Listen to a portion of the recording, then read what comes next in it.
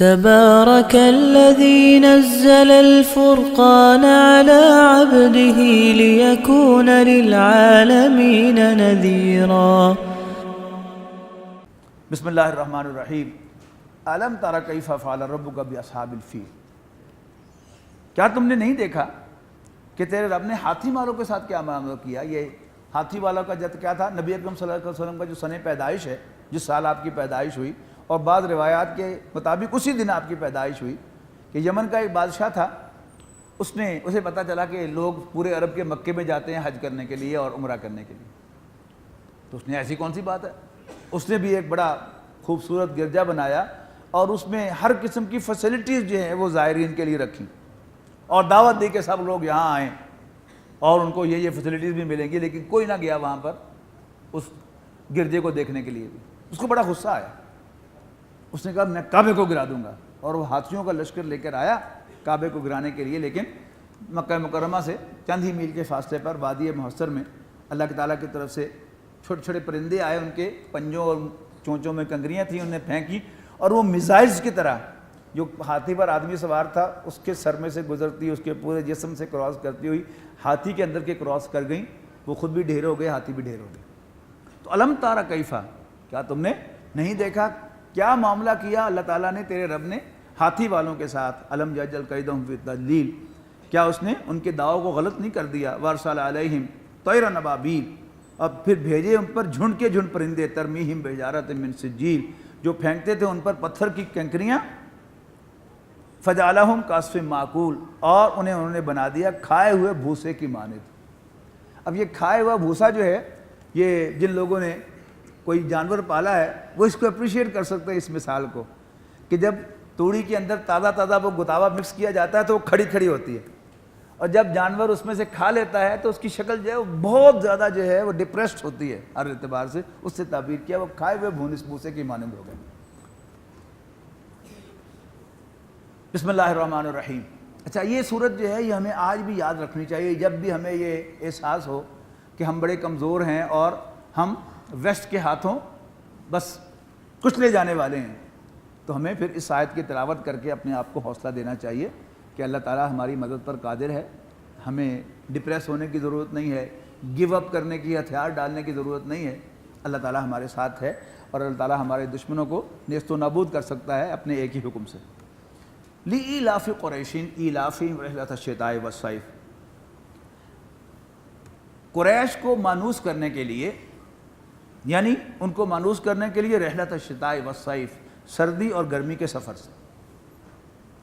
یہ کیا تھا کہ عرب جو تھے وہ بالکل نکمے لوگ تھے، سوائے چودر کے ان کے پاس اور کچھ نہیں تھا، اور وہ بھی سکی. عرب ان کو یہ اعزاز حاصل تھا کہ وہ خانہ کعبہ کے متولی تھے. یہ بہت بڑا اعزاز تھا یقیناً. لیکن مکہ مکرمہ میں بارش نہیں ہوتی تھی، لہذا سبزہ کوئی نہیں تھا، اگتا کچھ نہیں تھا، اور دوسرا کوئی یہاں پر چیز بنتی بھی نہیں تھی، نہ انڈسٹری نہ ایگریکلچر. تو واحد ان کا پیشہ جو تھا وہ تجارت تھا. اچھا، اب تجارت میں بھی ایک تو وہ ظاہر ہے کہ باہر سے مال لاتے تھے اپنی کنزمپشن کے لیے، اور خاص طور پر حج کے موسم کے لیے کہ پورے عرب سے لوگ آئیں گے تو ایک تجارتی سرکل جو ہے وہ چلے گا. جیسے کہ پتہ چلتا نا اب کسی کوئی جی فلانے ملک میں اب اولمپک ہوگا یا ورلڈ کپ ہوگا تو لوگ سمجھتے ہیں کہ لو جی ہماری قسمت جاگ گئی. یعنی ایک لوگ دنیا جہاں سے لوگ آئیں گے، ہوٹلنگ کا بزنس پروان چڑھے گا، پھر کھانے کا بزنس پروان چڑھے گا، فاسٹ فوڈ جو ہے وہ پروان چڑھے گا، پتہ نہیں کتنوں کے. پھر یہ جو کیریج ہے، ٹرانسپورٹ، یہ سارا کا سارا. تو ایک تو وہ تھا ان کا بزنس. دوسرا جو سب سے بڑی ان کی یعنی ڈیپینڈنس تھی وہ کیا تھی کہ کارگو بزنس کو انہوں نے مونوپلائز کیا ہوا تھا. وہ مونوپلائزیشن کیا تھی ان کی، مونوپلی کیا تھی ان کی، کہ ادھر مشرق سے، ملائیشیا سے، انڈونیشیا سے، چین سے، انڈیا سے سامان جو تھا وہ سمندری جہازوں پر، یعنی کشتیوں پر، بادبانی کشتیاں ہوتی تھیں، ان کے ذریعے یمن کے ساحل پر اترتا تھا. اگر آپ کے ذہن میں سعودی عرب کا نقشہ ہو تو یہ کیا نا تکون سی اوپر سے ٹیپر کر رہا ہے، بالکل نکل تو نہیں بنتی لیکن نیچے سے براڈ ہے. نیچے یمن ہے اور اوپر کیا ہے، شام ہے، اور پھر شام کے بعد تو یورپ شروع ہو جاتا ہے.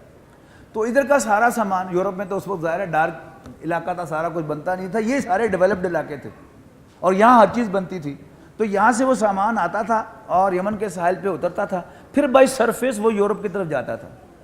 اور آج بھی ڈاکے پڑتے ہیں، اس وقت بھی ڈاکے بہت بڑا پڑتے تھے، تجارتی قافلے لوٹ لیے جاتے تھے اور باقاعدہ تیر انداز ساتھ ہوتے تھے ان کی حفاظت کے لیے.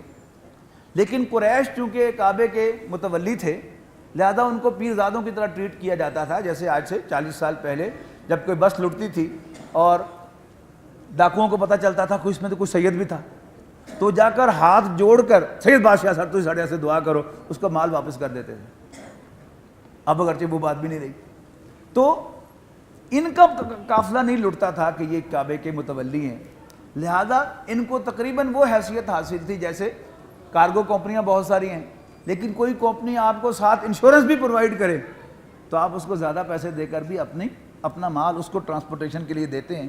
تو اب یہ تجارت جو تھی یمن سے شام کی طرف، اس کو تقریباً قریش نے مونوپلائز کر لیا تھا. اب یہ کیا تھا؟ یہ خانہ کعبہ کی وجہ سے تھا. اب پڑھیے اس آیت کو، اس صورت کو، مزہ آ جائے گا آپ کو. لِإِيلَافِ قُرَيْشٍ إِيلَافِهِمْ رِحْلَةَ الشِّتَاءِ وَالصَّيْفِ، قریش کو مانوس کرنے کے لیے.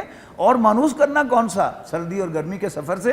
فَلْيَعْبُدُوا رَبَّ هَذَا الْبَيْتِ، بس قریش کو بھی چاہیے کہ اس گھر کے رب کی بندگی کیا کریں. الَّذِي أَطْعَمَهُم مِّن جُوعٍ، الَّذِي أَطْعَمَهُم مِّن جُوعٍ، جنہوں نے بھوک میں کھانا دیا، وَآمَنَهُم مِّن خَوْفٍ، اور خوف میں امن دیا کہ باقی سب قافلے ڈرتے ہوئے سفر کرتے ہیں، ان کے قافلے بے خوف و خطر سفر کرتے ہیں. اللہ تعالیٰ کا احسان ہے نا. اور یہ پاکستان جو بھی میں آپ سے کہہ رہا تھا کہ فیصل آباد سارا جو تھا یہ ہندوؤں کا تھا، آج اللہ تعالیٰ کے اس پاکستان کی بدولت ہمیں سب کچھ حاصل ہوا. عزت، شہرت، دولت، عہدے، مناصب سب ہمارے ہیں اس پاکستان کی وجہ سے. تو فَلْيَعْبُدُوا رَبَّ هَذَا الْبَيْتِ، تو ہمیں بھی چاہیے کہ ہم اس پاکستان کے رب کی بندگی کریں جیسا کہ اس کی بندگی کا حق ہے. ویسے تو یہ ان صورتوں میں سے ہے جو بچپن سے یاد کی تھی، لیکن جب اللہ تعالیٰ نے حج کی سعادت عطا فرمائی تو ایک دفعہ عجیب واقعہ ہوا کہ میں طواف کر رہا تھا اور طواف کرتے کرتے مغرب کی اذان ہو گئی. تو ظاہر ہے وہی نیت باندھی، تو خانہ کعبہ جو صرف 10-15 فٹ کے فاصلے پر تھا مجھ سے، اور شیخ حذیفی نے نماز میں یہ سورت تلاوت کی. جتنا مزہ اس دن اس سورت کو سننے کا آیا کبھی نہیں آیا کہ ھذا البیت، یہ گھر وہ سامنے تھا بالکل.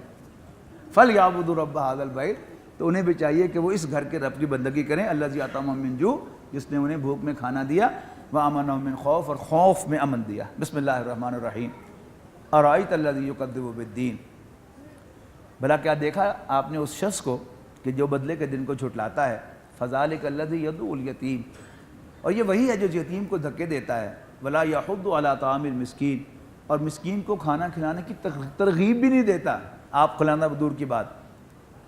فَوَیْلٌ لِلْمُصَلِّین، بس خرابی ہے، تباہی ہے ان نمازیوں کے لیے. الَّذِینَ هُمْ عَنْ صَلَاتِهِمْ سَاہُونَ، جو اپنی نمازوں سے غافل ہیں، جیسے اکثر و بیشتر ہمیں. الَّذِینَ هُمْ یُرَاؤُونَ، وہ جو دکھاوا کرتے ہیں، to be seen by others. وَيَمْنَعُونَ الْمَاعُونَ، اور مانگنے کی معمولی چیز بھی نہیں دیتے. یعنی بار بار کی پریکٹس سے اگر کوئی شخص ثابت کرے کہ وہ واپس نہیں کرتا، پھر تو ظاہر ہے کہ آپ کے پاس کوئی جواز ہے. لیکن یہ ذکر معمولی چیزوں کا ہے، بڑی چیزوں کا نہیں ہے، یہ ذہن میں رکھنا چاہیے. لیکن جب انسان کنجوس ہو جاتا ہے تو کوئی مانگنے کی معمولی چیز بھی نہیں دیتا، اور چیز انسان سے خود بھی خراب ہو جاتی ہے، خود بھی ضائع ہو جاتی ہے. تو اگر انسان صرف اس صورت کو سامنے رکھتے ہوئے، باوجود اس کے کہ پتہ بھی ہو کہ یہ لوگ چیز مانگتے ہیں اور پھر خراب کر کے دے دیتے ہیں، پھر بھی دے اللہ تعالیٰ کا حکم سمجھ کے کہ میں اس تباہی سے بچ جاؤں، تو اس میں کوئی حرج کی بات نہیں ہے. انشاءاللہ اس کا وہ مال بظاہر وہ چیز ضائع بھی ہو جائے گی، گم بھی ہو جائے گی، لیکن اللہ تعالیٰ اس کی جگہ آپ کو بہت کچھ دے گا. اور سب سے بڑھ کر کیا، قیامت کے دن اللہ تعالیٰ ہم کو سرخرو کہے گا اس بات پر، تو یہ کوئی گھاٹے کا سودا نہیں ہوگا. بسم اللہ الرحمن الرحیم. انا اعطیناک الکوثر، بے شک ہم نے تمہیں کوثر عطا کی ہے، حوض کوثر. فصلی لربک وانحر، پس اپنے رب کے لیے قربانی کر، نماز پڑھ اور قربانی کر، ان شانیہ کا هو الابتر، بے شک تیرا دشمن ہی بے اولاد ہے۔ مکہ مکرمہ میں یہ رواج تھا اس لیے کہ وہ بہت ہی زیادہ زبان پر انہیں مان تھا، اور جو بہترین پیس آف لٹریچر ہوتا تھا، شاعری یا نثر کا نمونہ، اسے خانہ کعبہ میں لٹکایا جاتا تھا، پھر اس کو ریپلیس کرتا تھا وہ جس پر سب کا کنسنسس ہو کہ یہ بیسٹ ہے، یہ اس سے بہتر ہے۔ تو ایک صحابی نے خانہ کعبہ میں سورۃ کوثر لٹکا دی، تو عرب کا سب سے بڑا شاعر آیا، اس نے پڑھا تو پکار اٹھا ما ھذا کلام البشر، کہ یہ کسی انسان کا کلام نہیں ہے۔ اچھا، اب ہم اس کو اپریشیٹ نہیں کر سکتے اس لیے کہ ہم عربی نہیں ہیں۔ اس کی میں ایک مثال دیا کرتا ہوں کہ ہمارے پڑوسی وہ اردو سپیکنگ تھے، تو لاہور میں قرآن اکیڈمی میں، تو کراچی سے آئے ہوئے تھے، ظاہر ہے ہم پنجابی تھے، تو دودھ والا جو ہے پوری قرآن اکیڈمی میں ایک ہی تھا، نذیر نام تھا اس کا، وہ اکیڈمی میں بھی دودھ دیتا تھا اور سارے گھروں میں بھی دودھ وہی دیتا تھا۔ تو وہ کہیں جا رہے تھے کہیں، تو وہ ان کا بچہ جو ہے وہ دیگچی جو ہے وہ میرے گھر دے گیا کہ وہ دودھ والا آئے تو اسے دودھ دینا۔ تو دودھ لے کر میری بیوی نے بہرحال کرسی کا ثبوت دیا، اور وہ دودھ لے کر اس کو باقاعدہ کاٹ کر اور پھر ٹھنڈا کر کے فریج میں رکھ دیا۔ شام کو جب آئے تو ان کا بیٹا آیا قاضی صاحب کا، نوک کیا، تو میری بیوی نے کہا کون؟ آنٹی آپ نے دودھ لیا ہمارا؟ میری بیوی نے کہا کہ ہاں ہاں میں لے کے آتی ہوں، ٹھہرو۔ اب چھوٹا بچہ ہے، کوئی ایم اے پاس نہیں ہے، تو وہ اس نے جب دیگچی دید کھول کے اس نے جھگڑا اٹھا کے دیکھا، کہتا کھولا دیا اسی والے دینے دے رہے ہیں۔ اب ایک جو ہے لفظ سے پتہ چل گیا کہ وہ اردو سپیکنگ ہے، فصاحت و بلاغت معلوم ہوگی نا۔ تو ہم چونکہ خود عربی نہیں ہیں، تو کیا اس کو حسن نظر آیا تھا اس عبارت کے اندر، یہ عربی جانے گا، ہم اس کو اپریشیٹ نہیں کر سکتے۔ بسم اللہ الرحمن الرحیم، قل یا ایھا الکافرون، کہو۔ اچھا، اب یہ صورتیں جو ہیں، یہ 3 صورتیں جو آ رہی ہیں، ان میں سے سورۃ نصر کے بارے میں تو اکثر خیال ہے کہ یہ مدنی صورت ہے اور یہ آخری دور میں نازل ہوئی، حالانکہ یہ بات جو ہے یہ عربی کے لحاظ سے درست معلوم نہیں ہوتی۔ عربی میں جب فعل ماضی سے پہلے اذ ہو تو وہ ماضی کی بات ہوتی ہے، جب اذا ہو تو وہ مستقبل کی بات ہوتی ہے۔ اذا زلزلت الارض زلزالہا، اذا السماء انفطرت، اذا السماء انشقت، یہ سب کیا ہیں؟ مستقبل کی باتیں ہیں۔ لیکن جب اذ ہو تو وہ ماضی ہوتا ہے، تو یہاں کیا ہے؟ اذا ہے۔ اذا جاء نصر اللہ والفتح ورأیت الناس یدخلون فی دین اللہ افواجا۔ تو یہ 3 صورتیں جو آ رہی ہیں، یہ تینوں مکی صورتیں ہیں اس لحاظ سے اگر نوٹ کیا جائے۔ ایک رائے یہ بھی ہے کہ یہ مکی صورتیں ہیں، اور یہ بات بڑی وزنی معلوم ہوتی ہے۔ اور یہ تینوں صورتیں جو ہیں، قل یا ایھا الکافرون، اذا جاء نصر اللہ اور تبت یدا ابی لہب، یہ تینوں جو ہیں یہ یعنی وقفے وقفے سے نازل ہوئی ہیں، جو ترتیب کے اعتبار سے الٹ ہے۔ تبت یدا ابی لہب پہلے شروع کی صورت ہے، پہلے 4 سالوں کے اندر۔ اذا جاء نصر اللہ یہ درمیانی 4 سالوں میں نازل ہونے والی صورت ہے۔ اب اس کو آپ مشابہ پائیں گے کون سی مکی صورتوں کے ساتھ؟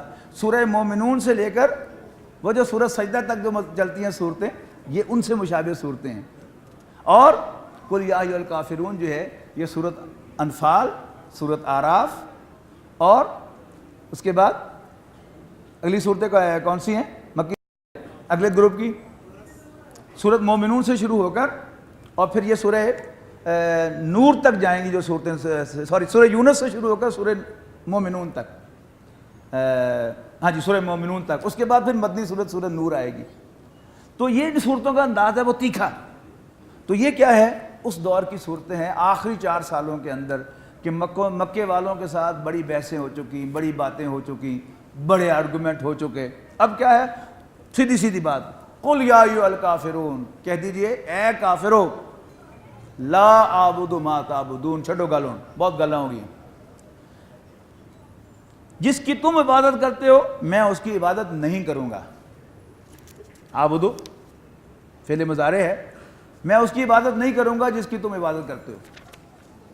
ولا انتم عابدون ما اعبد، اور ایسا معلوم ہوتا ہے کہ تم بھی اس کی عبادت کرنے والے نہیں ہو جس کی میں عبادت کرتا ہوں۔ ولا انا عابد ما عبدتم، اور میں نہیں عبادت کرنے والا۔ اب جملہ اسمیہ میں ایک، پہلے جملہ فعلیہ میں، اب جملہ اسمیہ میں ایک ہی بات کو ایمفسائز کیا جا رہا ہے۔ ولا انا عابد ما عبدتم، اور میں عبادت کرنے والا نہیں ہوں جس کی تم عبادت کرتے ہو، ولا انتم عابدون ما اعبد، اور تم عبادت کرنے والے نہیں ہو جس کی میں عبادت کرتا ہوں، لکم دینکم ولی دین، جاؤ کھاؤ کھس بنو، تمہارے لیے تمہاری راہ، میرے لیے میری راہ۔ اب یہ کب ہو سکتی ہے بات؟ اگر یہ آتے ہی کر دی جاتی نبوت کے دوسرے چوتھے سال میں تو پھر بات آگے نہیں چل سکتی تھی۔ یہ منہ سے بول رہی ہے کہ اب یہ آخری دور کی بات ہے کہ بس ختم ہوگی گل، بسم اللہ الرحمن الرحیم۔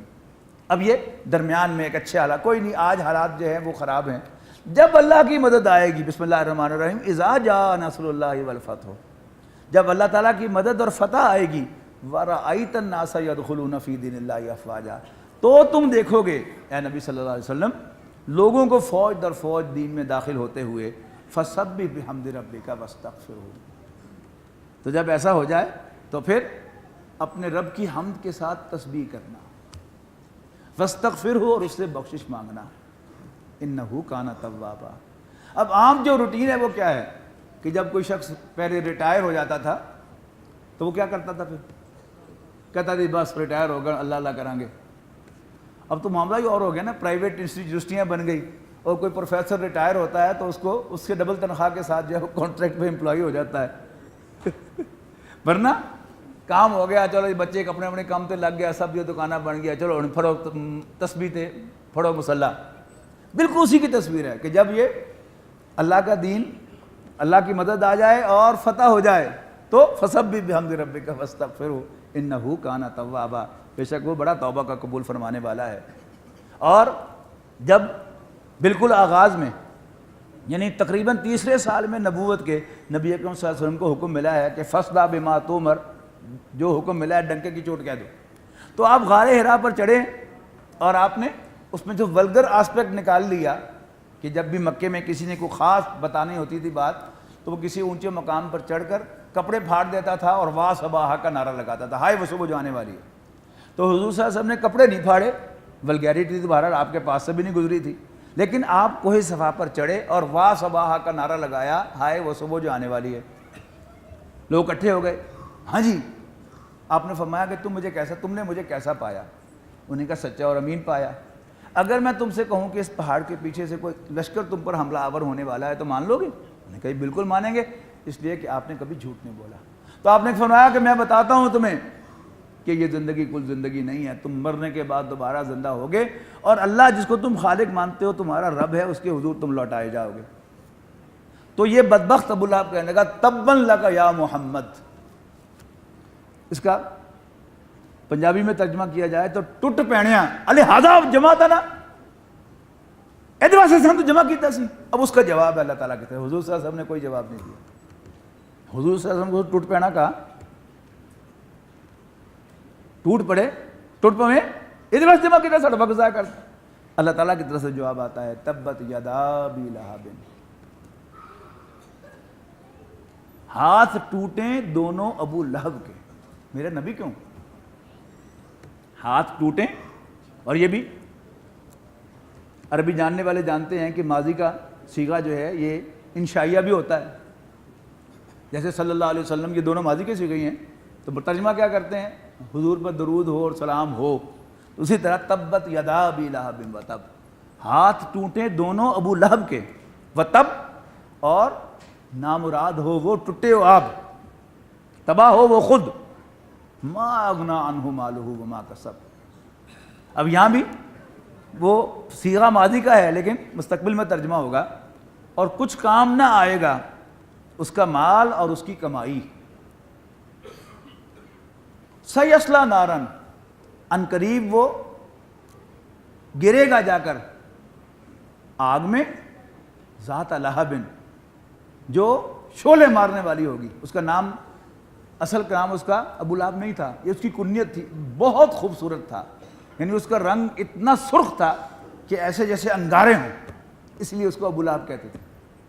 تو اب یہاں پر جو آ رہا ہے ذات لہب، یہ آگ کے لیے آ رہا ہے، یہ اس کے نام کے طور پر نہیں آ رہا، کہ عنقریب وہ شعلے مارتی ہوئی آگ میں جا کے گرے گا۔ وامرأتہ،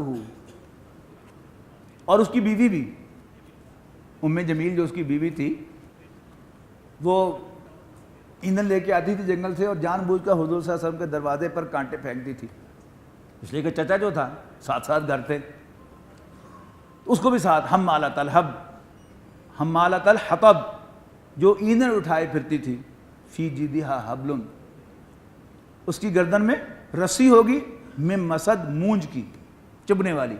الذين آمنوا وتطمئن قلوبهم بذكر الله